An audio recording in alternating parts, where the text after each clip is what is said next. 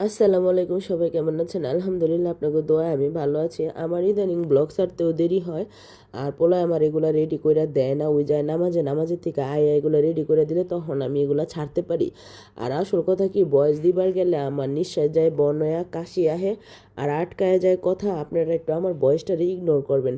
আর কি লেগে আজকে প্রায় 10-12 দিন হয়ে যাইতেছে গা, সুস্থ হইতাছি না। সুস্থতা আসলে আল্লাহ তালার নিয়ামত, আল্লাহ যদি হুকুম করে সুস্থ হমো।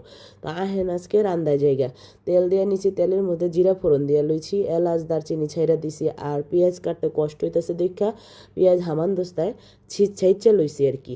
তো কাটি নেই কার এর মধ্যে যে আদা বাটা রসুন বাটা এটা মিক্স করে রাখছিলাম, আদা রসুন। এইবারের আদা রসুনগুলো অনেক ভালো পড়ছিল, এর লেগে কালারটা অনেক সুন্দর হয়েছে দেখছেন। আদা রসুন দিয়া লইছি, আর লবণ পরিমাণ মতো দিছি। কে লেগে লবণটা জানি না, আল্লাহর কি রহমত, লবণ একের পরিমাণ মতো হয়ে জায়গা। তো এখানে একটু হলদির গুঁড়া, মরিচের গুঁড়া সবই পরিমাণ মতো দিয়া লইছি। দিয়া ভালো করে একটু লাইড়া চেড়া কষাই লমো।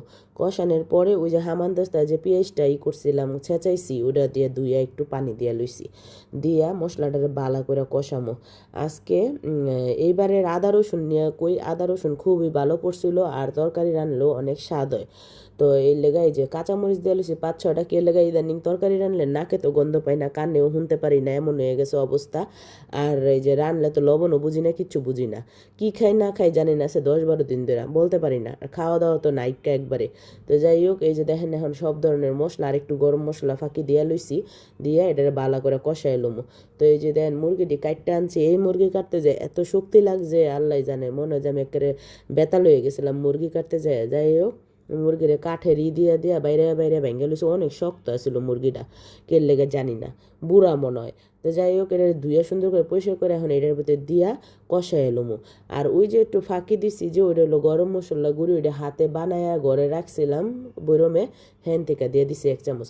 আহেন এই লাউ, এই লাউর কথা আর কি কমো, একটা লাউ খাইছে এত 1 ইঞ্চি বিসি, সেটার পরে এই একটা ছিল, এটার আমি ফালাই দেবো, মায়া লাগে। যাই হোক, এই লাউটা দিয়ে মুরগি রাইন্দা দিমু।